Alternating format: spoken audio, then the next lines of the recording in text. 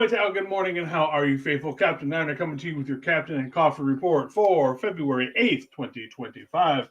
Been a few days because honestly, there hasn't been much to talk about, but I figured I need to get on today because we do have a show for Niner Faithful Radio later on today.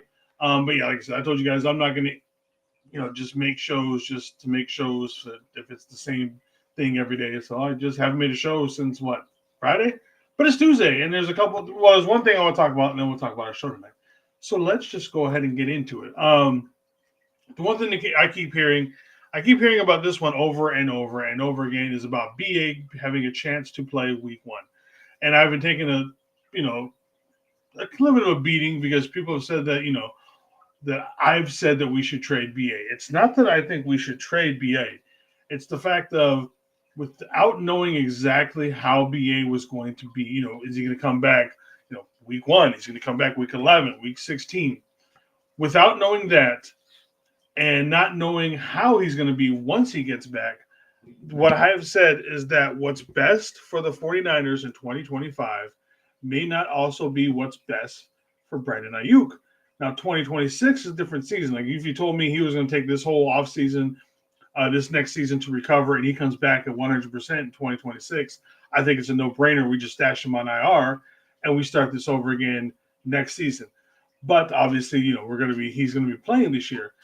But the idea was that what if someone offered you something for him? And that comes from if we honestly thought we had a shot to win the Super Bowl this year, and we could get something in return for Brandon Ayuk, significantly, obviously, and we didn't know what his status was. That was the only reason why I would say something like that. Otherwise, I want BA on this team. BA is still going to be an extreme help to this team.